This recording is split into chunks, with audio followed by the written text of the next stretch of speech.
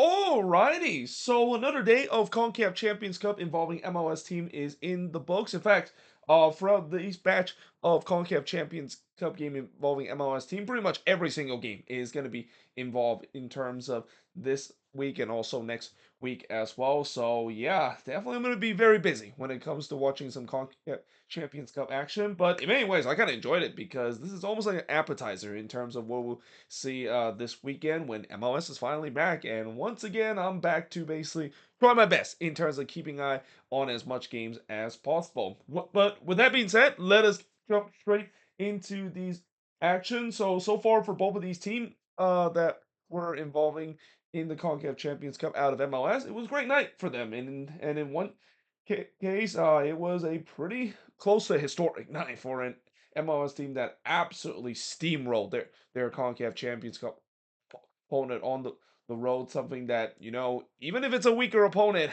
you don't usually see that happen. But we start off with the first game between Nashville versus Atletico Ottawa. So first of all, this game, of course, is taking place in Hamilton, and it's taking place where Forge FC play because they already mentioned before that they couldn't play in Ottawa because the stadium that they currently play in is under renovation, which is kind of interesting because originally I heard that the reason why they couldn't play in Ottawa is because it was way too cold to play there. But no, looks like it was just because they were under renovation, and if the stadium wasn't under renovation, this game would have been played in Ottawa. Though I will say that I'll give props in terms of the fans that of course showed up, especially the Atletico Ottawa fans. I mean, they were definitely singing throughout the whole game as well. have a feeling they're probably just there for the vibes.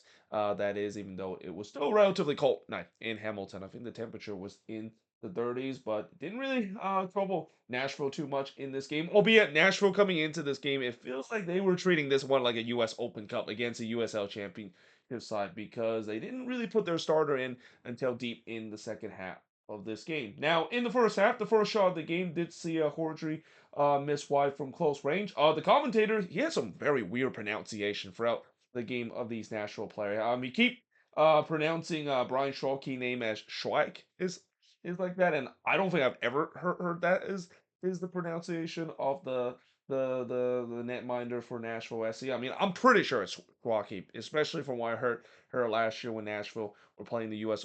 Open Cup. Schwalke was pretty much their main goalkeeper, and yeah, it was kind of interesting of how the commentator kind of pronounced it, and he's not the only player that pronounced it wrong. I can't believe how many times he absolutely butchered Mukhtar name. I think he pronounced it Mukhtar or something like that. But anyway, Ottawa definitely I thought they controlled the game early, and this is probably because again Nashville they definitely are trying to get their preseason rust. We usually see this happen with MLS team where this is the first competitive game, and I know Nashville of course have their preseason, but a competitive game is nothing similar to what we see in preseason and also during training as well. So they kind of got off to a little bit of a slow start. It also doesn't help the fact that your first competitive game is playing on a frigid night in Hamilton, Ontario as well. Not much really happened though, as there was only one shot for the first 20 minutes. And I say, Nashville was in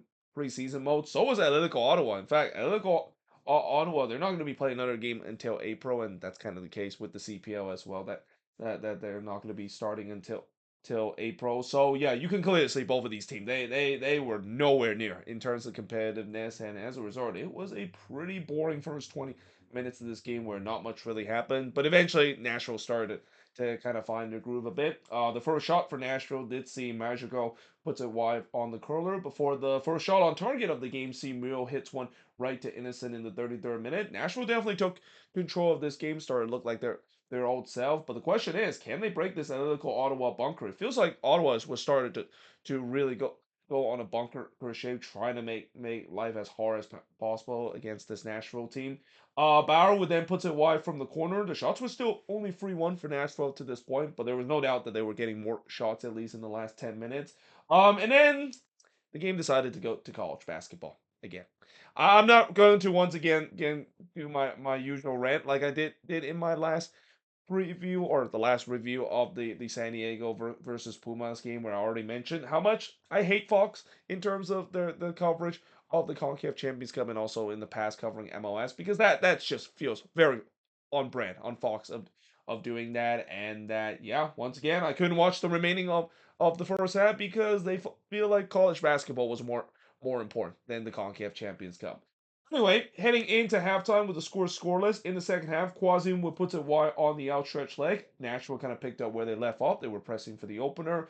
Bauer would miss an empty net on the volley. And I know Bauer is a defender, but yeah, that is one that he would want to have back. I mean, that's one that you know, even on the volley like that, he's got to at least put that one on target. I mean, it did took a deflection, so maybe it did go on target. Mule also had an empty net as well, but he blasted this one back to Toronto on the volley. The shots were now 11-3 for Nashville, but again, just like the San Diego game, you kind of sense maybe there are starting to become some frustration for Nashville. The fact that they just cannot get that opening goal, cannot get the lid off against this well defended Ottawa defense.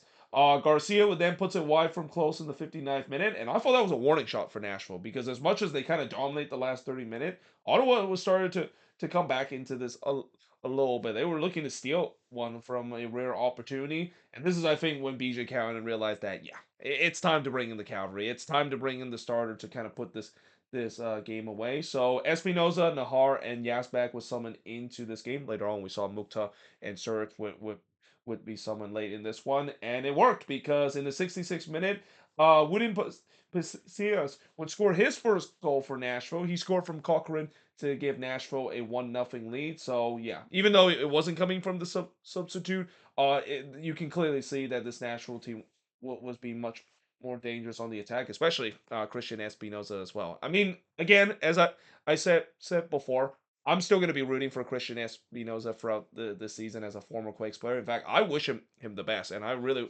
want him to do well because again, the thing that the Quakes of course did this off season and the absolute amateur stuff that they of course did. I mean, I kind of in some way feel happy that Espinoza is no longer on the Quakes because yeah, now he gets to join a real team and actually win some trophy and not have to be part of the team that is probably going to be nowhere near of going to make it to the playoffs and nowhere near in terms of competing this season as well.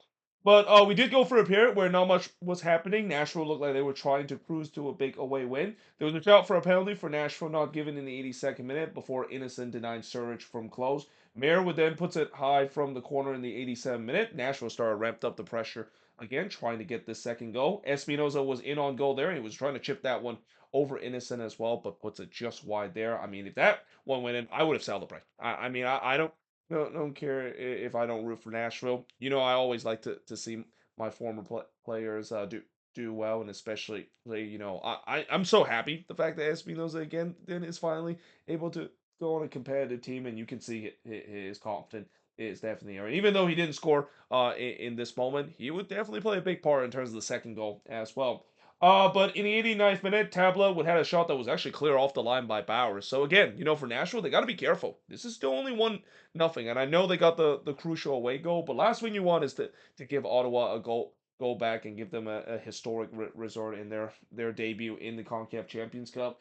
Innocent then denied Surridge from close as the game started to become very open for one of the rare time. But then in the fourth minute stoppage time, Surridge would score. So he scored here from Espinoza to make it 2-0 in favor of Nashville. It was just a beautiful attack there. It all started with some good transitional play, and next thing you know, Espinoza is there to set up or set up Surridge. And you know, I also like the fact that Espinoza was very unselfish here. He could have easily gone for his first ever goal for Nashville SC, and that's kind of the thing with Espinoza. He's a very unselfish kind of player, even during his time with the Quakes. And when he pulled that one back to Surridge, who had an empty net to shoot, and even though Surridge did miss a big chance early in this one, he was not going to miss that one. And just like that, it was 2-0 in favor of Nashville, and that would be the final score of this one. They get the 2-0 win against Atletico Ottawa. The shots in this one, 18 shots for the 5 that Ottawa has, 1 shot on goal for the 7 that Nashville has, 9 shots off target for the 2 that Ottawa has,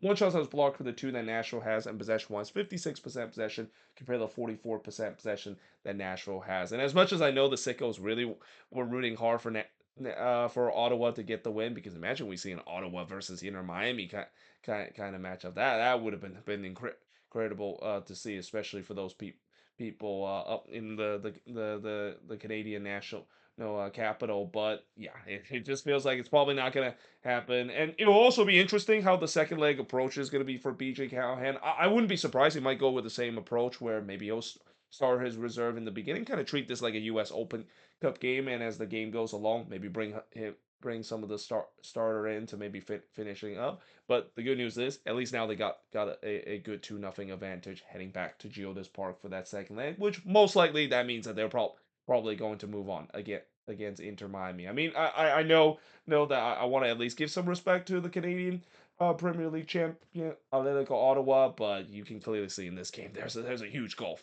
in class when it comes to even an MLS team putting a bit of a reserve side against the champion in the Canadian Premier League.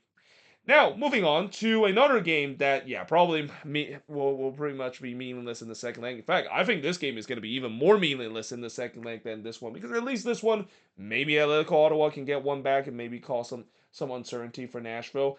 You can't say the same about this one between Real España versus LAFC. And, it's not very often you see an MLS team put that much of a thumping in Central America as well, especially for the first game as well. It looked like LAFC was in mid-season form in this one. And I think this game kind of also shows that it feels like Marc Dos Santos, he didn't really hamper too much with this team. And that was kind of the big question I have with him, the fact that, he was kind of a bit of an unpopular hiring, getting promoted as the head coach. And, it will be very interesting to see, would he maybe temper the team a little bit to fit his style, or just go with the same style that Steve Toronto has, which is rely heavily on the counterattack. And that's kind of what they did in this one. And they absolutely blitzed Real España early in this one. In fact, just 1 minute into this game, a penalty was given to LAFC after Martinez was brought down by Capelito. It's a bit of a iffy penalty. I think, in my opinion, it's a little soft, but nevertheless, LAFC wouldn't care. They take the penalty. Bawanga was there to step up to take the penalty, and he buries it because of course he does. He doesn't miss from the spot often. So yeah, that made it 1-0 in favor of LAFC. And 7 minutes later, it would be 2-0 in favor of LAFC as Bawanga and Son would combine again. I mean, this is the thing that we said a lot last season, and I won't be surprised we'll be saying that a lot more this season as well. And it just kind of just shows you that it feels like we haven't seen LAFC even had an off season. It feels like they're still back in September with the way that Bawanga and Sun combination is just so deadly for them. By the way, I was also kind of surprised that LAFC started their strongest team in this one. I guess they were kind of doing the opposite approach of Nashville did. Nashville kind of want to start their starters later in this game and put in some of their reserve, and LAFC kind of was doing the opposite in this one. They want to put the starter in and really put this game away. I mean, there is a bit risk in terms of doing that, but if the reward means that you score 4 goals in the first 25 minutes, you'll definitely take it. But like I said, for LAFC, it doesn't look like they were in preseason mode. They were absolutely flying in Honduras right now. I feel bad for the Honduran fan and the Rio Espana fan. It was an absolute electric atmosphere. Like, they had fireworks shooting before the game began. You can clearly see this feels like a huge game for Rio Espana, chance to maybe face against an MLS side. And of course, also, I'm pretty sure a lot of them are there to watch Sung Heung-min play as well. But yeah, that atmosphere quickly dampened with their team down 2-0, and it got worse because in the 18th minute, penalty was given to LAFC again. They did go to VAR to see whether or not it may have did brought down Bawanga in the box. There was a long look for this, and that's kind of the thing that I don't like about the CONCACAF Champions Cup. This is not the first time we've seen when they go to VAR, they take forever to look at it. But in the end, they said it is a penalty. I think it was the right call. I mean, yes, Mejia did get the ball on this play, but he did the follow up too. Like, it's not about in terms of you getting the ball as the defender after making a sliding challenge against an attacker. Is that you got to make sure you get the ball before you follow through. If you follow through on a challenge on an attacker and then you get the ball, it's always going to be called penalty either way. So yeah, a penalty was given, and this time it's Sung, the one that steps up from the spot. He usually does not miss from the spot, and he doesn't here as well. So that made it 3-0 in favor of LAFC. And then just 3 minutes later, guess what? It's Denis Bawanga. He scored from Sung Min to make it 4-0 in favor of LAFC. This is when I thought, I wouldn't be surprised if LAFC may just put the reserve in the second half and even in the second leg as well, because it's pretty clear that LAFC they were up for it in this one, and Rio Espana they were probably just there to get a chance to play it some big name player, but they're probably just gonna be stepped aside because of that. Bawanga then looked for his hat trick before halftime, but he hits it right to Lopez before Benavides with Real Espanol for a shot, but he missed wide there. But then the 39th minute it would be 5-0 in favor of LAFC as Timothy Tillman would score from Sung to make it 5-0 in favor of LAFC. So for Sung Min, a first half hat trick of assists. That's something you usually don't see every day, and also scoring from the penalty spot as well. And that was just textbook LAFC transitional attack. And the fact that it ends up with a cheeky backheel of Timothy Tillman, you can clearly see that this team was confident and was hitting on all cylinder in this first half. Benavides though did try to respond, and he struck the post from long range. And yeah, despite the fact that this was a 5-0, that was definitely one that it feels like that Real Espanol crowd was about to erupt if that goal, of course, scored. This kind of feel like in some way, those FA Cup game where you have a big team face against a lower division kind of team. A lot of these lower division team, they're still packed the stands not to see their team potentially get a big upset. I mean, it would be historic if that is the case, but I'm pretty sure they will go absolutely nuts even if they score a goal against the likes of a big team, because that means a lot to some of those player as well, and you can kind of sense that was kind of the case with the Real Español fans. They just want to see their team score a goal against the mighty LAFC, and the good news for those fans, they would kind of get it in the second half. And I also said to Real Español credit, they're not back king down. Like they could have easily just maybe bunker in and just kind of shut it down, but they were still attacking. They want to at least give this fan something to cheer about. Retico would then head it right to Lloris in the 45th minute. We do head to halftime with LAFC leading 5-0 against Real Español. In the second half, there was no changes at halftime for Marcos Dos Santos. I'm kind of surprised because with this game being out of reach, I would have thought that he would pretty much put his reserve. And in the 50th minute, like I said, that those Real Español fans, they at least got something to cheer about. As John Baptiste would score from Vedes here to make it 6-1 or 5-1 actually. I'm a little ahead of myself there. 5-1 in favor of LAFC, and yeah, that was not great defending for LAFC. That was a free header there from John Batiste. And just like that, the clean sheet, of course, it is gone. And this is also kind of when Real Español really started to click again. I just wonder, for LAFC again, because this is the first game of the season competitiveness. Eventually you're gonna run out of energy, and I feel like that team was kind of started running out of energy, especially dealing with the humility there in Honduras, and that's kind of when Marc Dos Santos realized, yeah, I got to pull my starters. The backup brigade started to come in. Song Martinez and Estacio all were subbed out in this one.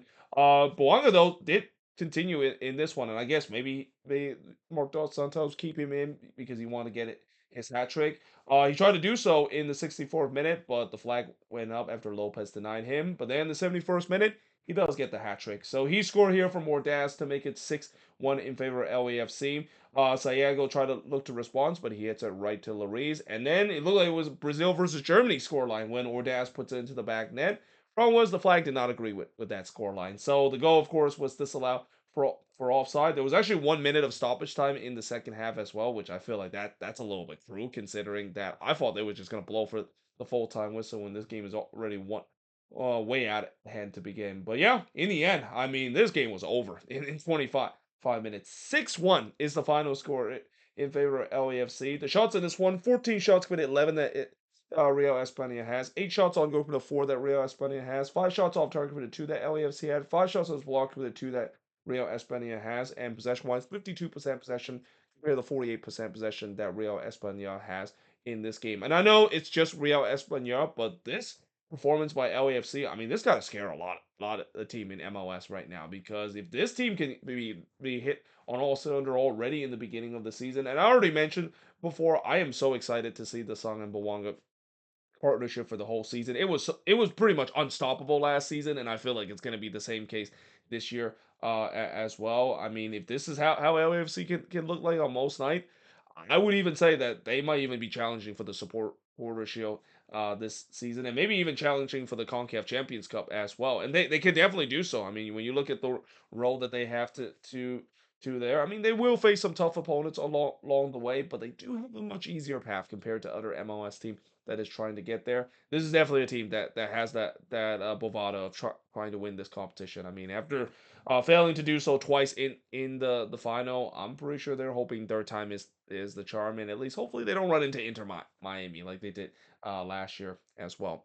But there you have it. That is pretty much it in terms of the review of both of these games. As always, let me know in the comments below. What do you think of this review? Tomorrow we got 3 more games that's gonna happen, and again, I'm gonna have to watch these games and also kind of do my little video talking about things that's leading up to the MLS regular season. It's not going to be easy for me to do that, but I'm just going to have to balance that out. In fact, after this video, I'll definitely going to have to still make my hot seat index, and I'll probably do my prediction of both the West and the Eastern Conference tomorrow as well, because I think I'm going to run out of time in terms of just doing even one of those conference, that is. But until then, hope you guys enjoyed this video. If you do, make sure you guys leave a like, smash the subscribe button, and yeah, I, of course, will see you guys next time.